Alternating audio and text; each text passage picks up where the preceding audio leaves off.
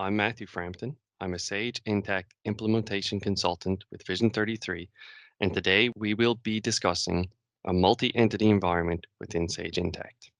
As you can see from the top level here, there are multiple entities available to be selected within this environment. The top level is a great place to standardize some functionality to reduce errors and save some time. It is a great place to enter your chart of accounts, your customers, your vendors, and any other information that may be shared across all of your entities. From the screen, we can see that this organization operates with 4 individual entities: Texas, Maine, California, and Florida.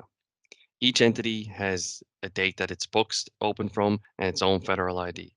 If we enter into any of these screens, we can see information regarding entities such as the ID, the name of the entity, its federal ID, the manager of this entity, which would be an employee within the organization, also entered within Sage Intacct. We can choose whether or not we need to see the legal name and address on Forms 1099 and 96. We can choose the accounting schedule for this entity, and we can also decide how the name of the entity prints on reports. Adding a new entity is very simple. We simply navigate to the entity screen, hit the add button, and we would enter in all of the information required that we just discussed. So a very quick, easy, efficient process for adding entities. Fantastic thing about multiple entities within Sage Intacct is the navigation between entities. Using this top level button up here, we can see all of our entities listed. Clicking on the Texas entity will open up a new tab, allowing us to perform work within the Texas entity. If we navigate to our previous tab and we open up the main entity, it opens up on its own tab. This would allow a bookkeeper or an accountant to work across multiple entities very quickly and efficiently without having to log in and out of multiple systems. To end today's demonstration off, I would just like to view some reports from the top level to demonstrate the functionality of reporting in a multi-entity environment within Sage Intacct.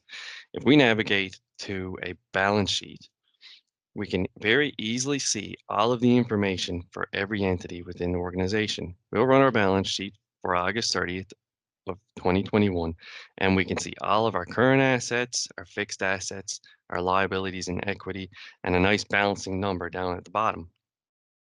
We can see the information for the main entity, the Texas entity, the California entity, the Florida entity, and all of our locations combined.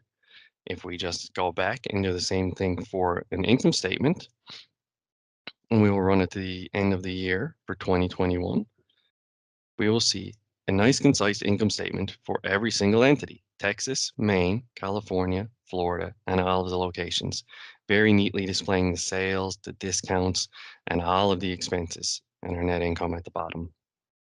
That sums it up for a multi-entity environment within Sage Intacct. Thank you from all of us at Vision 33.